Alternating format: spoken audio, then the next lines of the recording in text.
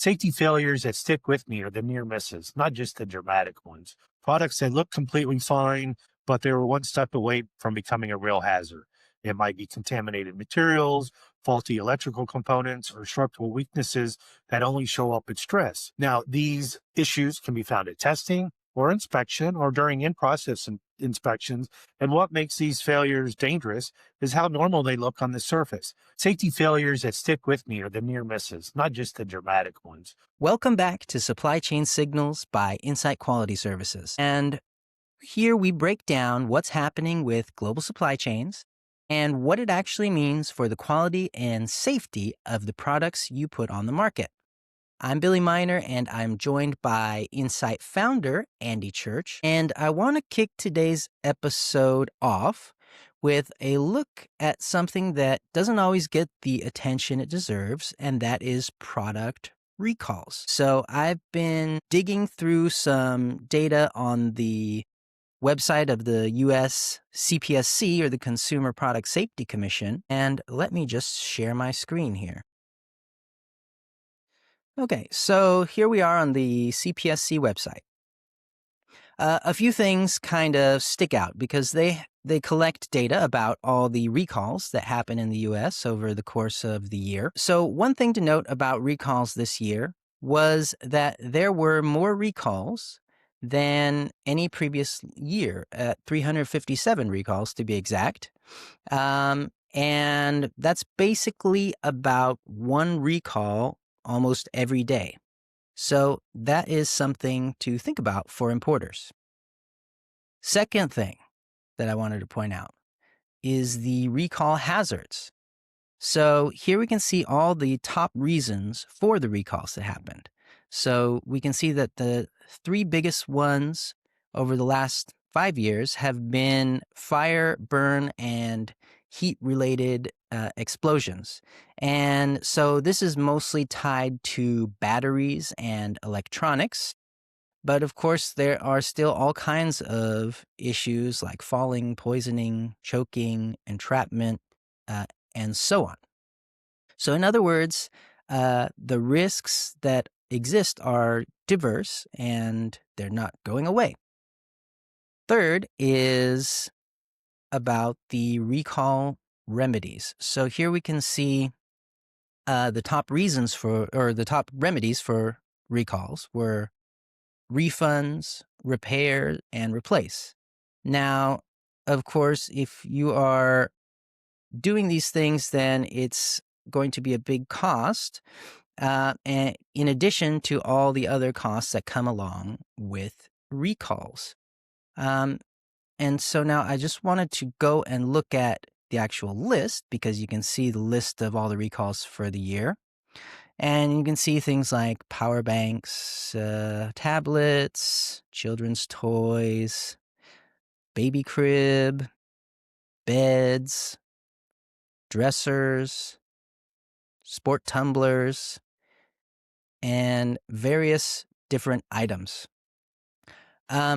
Basically, what I want to say here is just that recalls can happen to all different, for all different types of product categories.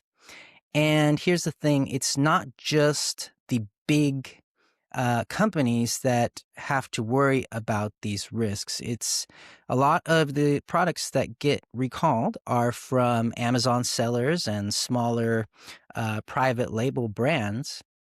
And so these are not big household names all the time. And a lot of times people might think that their products are just kind of fine and not worry about it. So that's really the thing to keep in mind. It doesn't matter how big your company is. You need to be thinking about the compliance and safety risks that come along with your product. So with all that in mind, I want to bring in Andy. So Andy, you are talking to importers all the time. And so we want to dig into really what it is that importers need to get right in 2026 to ensure that their products are high quality, that their products are safe and compliant with regulations. So we want to think about what the pitfalls are and are there any blind spots and what practical steps these importers can take. So, first question, Andy, given that you talk to importers every week, where do you see people underestimating quality and safety risks as we head into 2026? Where do importers need to be aware of underestimating the risks they face in 2026? I think the biggest blind spot is how fast everything is changing, whether it be technology, including AI, compliance requirements, or supply chain volatility, which we've seen a lot of over the last few years. I find that many people assume risk moves slowly. They don't. One of the most underestimated areas I see when talking to our clients and other companies who are importing into the United States is underestimating regulatory compliance. Being aware of the regulations that your product is going to need to be compliant with well before you begin sampling with your supplier. Underestimating supplier volatility is important. Where your factories are getting their raw materials? Are they substituting materials? And what risks do you face? And not being aware of that when it happens. And also documentation. It's critically important that our clients are have a robust documentation library or system, and we can certainly help you with introducing you to software providers that are capable of doing that, such as Comply Pro Plus.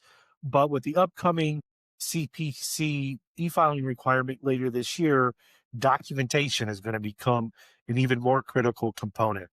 The theme is consistent. Clients underestimate early stage risk, and that's where problems begin. Yeah, so things are definitely changing very quickly these days, Andy, and a lot of importers do underestimate the early stage risk. Has there been any moments recently, like in the past year, where an importer told you, I wish I really had known that earlier? Well, that's exactly this thing. The common phrase that I was going to start with is, I wish I'd known that earlier. And another one is, how come my factory didn't tell me? Usually importers discover problems at the end during a final random inspection, also called a pre shipment inspection, or after the shipment is already on the water and it's moving, it's on its way to you. But almost every major failure can become visible much earlier, whether that's in the sample process, pre production sample, process controls, being aware of material changes by your supplier. By the time you see it, it's often too late without cost or significant delays. So don't wait until it's already on the water to be aware of a problem that you could have been aware of weeks, if not months earlier when you were in the sample stage. Yeah, it's definitely crucial to take the steps necessary to catch things earlier so that issues are visible and you don't end up with problems down the road. So when importers skip those verification steps, what is it that usually goes wrong first? And how expensive can these mistakes actually get? So what goes wrong when importers skip verification? Well, let's first start with verification. That can be product testing, that can be inspections of the items, pre-shipment or final random inspection, or a factory audit verifying the quality processes that a factory have in place. But the first things that we usually see go wrong are usually pretty simple. They're with the product itself, the factory substituting materials out without notifying you and submitting the item to retesting if it needs to be retested, if the materials make a significant difference in the item. Measurements, packaging, labeling, those are all things that which seem small or simple at the beginning or when they're found, but they can multiply across thousands of units into a very expensive problem. Rework, air freight labels or additional items, missed retail windows resulting in chargebacks. All those costs can escalate extremely fast. Skipping inspections or verification doesn't save money.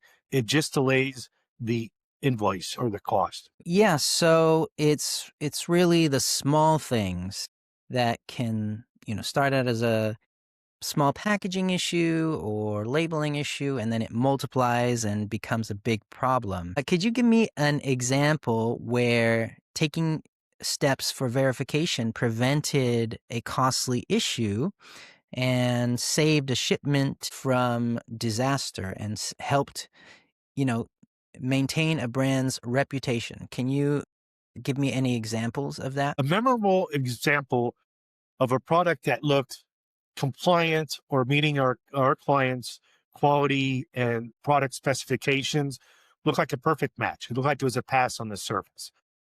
But during the inspection process, we sometimes include a small sampling of tests that can be done in the lab. One of those is a drop test. And in this case, a drop test resulted in finding that a material substitution caused the item to break when it should not have. And it would have failed required safety requirements when it was imported into the States. So in this case, at the inspection, we were able to determine that there was a material substitution, or what we believed to be a material substitution, and later investigation and identifying the real cause, that was what was determined. So if that shipment had landed, the importer would have faced recalls, regulatory scrutiny, brand damage. Catching it early or at the time of inspection before the product shipped didn't just save a shipment, it also saved our client's brand reputation. So it's important to understand what steps could be taken at an inspection that may overlap with product regulatory compliance that can be incorporated into your inspection protocol. So skipping verification can be costly, and it needs to be a part of your robust quality program. Yeah, that's a really great example, Andy. Drop test is kind of a simple thing because you're taking the product or the package and you're dropping it from a particular height to see what happens to it. And in this case, that was able to create a red flag that led to the discovery of a material change by the factory without anyone else having known about it. That brings me to the next question, which is about the types of quality practices that we use. If you could only enforce 3 quality practices across every factory that we visit or that you visit, which practices would you choose and why those practices? If I had to recommend 3 quality practices to enforce across your factory suppliers, would be first, standardizing pre-production approval. If you don't lock the sample and specifications before mass production, you're taking unnecessary risk. Early in my career, I heard a competitor use the phrase that quality begins with the buy. And I think that sums up about the importance of incorporating your specifications and providing those to your factory at the very beginning, so your pre-production sample process is standardized and is reflective of the goods that will be mass produced. Second, in-process inspections. Final random inspections will tell you if there are any problems or defects found at the time that production is complete and before the goods ship, but now how to prevent it.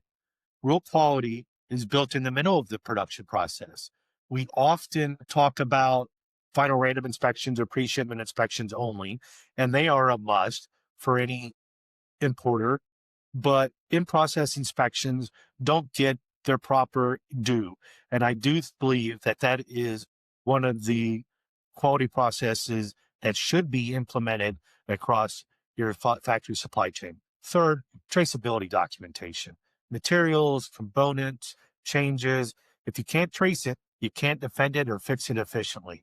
So definitely traceable documentation. Together, these 3 practices cover the full product life cycle, what you approved, what's actually happening on site, and what you can verify afterwards. Okay, so you mentioned having clear specifications from the beginning so you can compare your product to that. And you mentioned in-process inspections and also traceability documentation. So between those 3, which one do you think that importers tend to resist the most? The quality practice that factories tend to resist the most, and our clients, is in-process inspections. They fear it slows production or irritates your suppliers. and is costly, but the opposite is true. It prevents last minute crises. The resistance is often emotional. Once production starts, everyone wants to believe it'll just work out. That's exactly where problems tend to grow. So, yes, there is a cost attributed to in process inspections, but it also will yield cost savings, keep you from having to address an issue after the product is completely produced. And in process inspections are something that I highly recommend that our clients and importers in general implement into their quality process. Absolutely. So it can really lead to cost savings in the long run. And so you've talked a little bit about some issues that you've personally seen. I'd like to get a little bit more into that. So when you think about safety failures that you've seen firsthand or heard about, which ones really stick with you and what made them so dangerous? So now we're really talking about specifically product safety. Safety failures that stick with me are the near misses, not just the dramatic ones. Products that look completely fine, but they were one step away from becoming a real hazard. It might be contaminated materials, faulty electrical components, or structural weaknesses that only show up at stress. Now, these issues can be found at testing or inspection or during in process inspections. And what makes these failures dangerous is how normal they look on the surface. They don't give early warning until the moment they do. I don't want to get into specific problem or products that our clients have dealt with that stick with me, but some major issues that are identifiable in recalls are furniture tip overs, space heaters that tip at an incline, and all those kind of things are near misses, and they could result in a very traumatic issue or problem. But I have a lot of examples over the years, and the near misses are the ones that trouble me the most because without a robust testing protocol or inspection protocol, they most likely would have been missed and not found until a consumer had a problem and reported it to the retailer, who then brings it back to the brand importer. Don't get CPSC involved. So again, quality begins with the buy. Having robust products and specifications, quality process documentation will keep you from avoiding those near misses and the dramatic ones. Absolutely. And yeah, we were just looking at the recalls on the CPSC and they're all there. So people can definitely take a look at those and see some examples of what can happen. Now, what part of product safety, Andy, do you think importers consistently underestimate? Importers consistently underestimate cumulative risk. A small shortcut there, a skip test there, change in the test protocol, a material change that seems minor without retesting. Individually, those seem harmless, but together they can alter the product safety profile. Many safety failures don't happen because of one big decision, but because of many small ones that stack up over time. Okay, so it's the small decisions that just sort of stack up over time. So, yeah, there are all kinds of issues that can occur with products and all kinds of things that can be going wrong in someone's supply chain. Now, if we think about the typical importer, Andy, if they had to overhaul their safety and compliance process tomorrow, what would you tell them to fix first? If you're overhauling your safety and quality processes or implementing for the first time, the first and most important thing you can address is ownership. There needs to be clear, documented responsibility for safety and compliance, real ownership, not a distributed assumption. Most failures happen because people don't care or they don't know. They happen because everyone thinks someone else is watching for certain details. So, ownership, having a dedicated person responsible for quality and safety, regulatory compliance is critical. Yeah, if you don't have a specific person really focused on this, then nobody knows, nobody's paying enough attention. So, what is one step when someone is doing this overhaul? What's one step that sounds optional, but it's absolutely not optional? When you're overhauling or implementing your quality program, one of the steps that is often overlooked or seems optional, but absolutely isn't, is ongoing verification, not annual, not when needed, but ongoing. Suppliers change, materials change, regulations change, staff changes. All those changes might result in the product looking identical from the outside, but the risk profile rarely stays the same. And it's important to understand that ongoing verification is very important and should be an optional component of your program, but a required one. Trust is not control. Yeah, that's a great point, Andy. Things are always changing with your suppliers, and so you really have to keep on top of, what's going on an ongoing basis with your products. So, so thank you a lot for those insights, Andy. I think those are going to be really helpful for importers, and a lot of importers might see themselves in what you just described. But before we finish up, there's one more thing that I wanted to touch on, and that is ICPHSO, ICPHSO, the International Consumer Product Health and Safety Organization. And if you are responsible for product quality and compliance, then this is an organization that you should be paying attention to.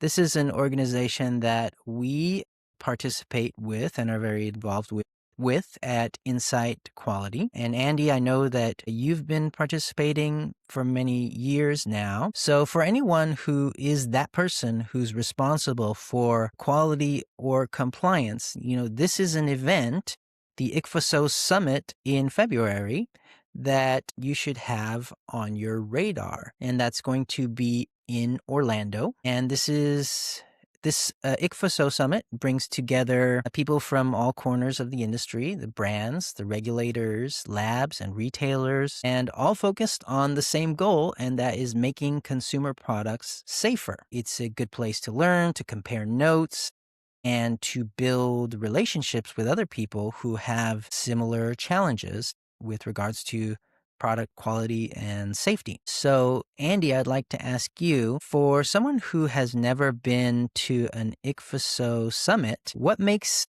these different from other industry events?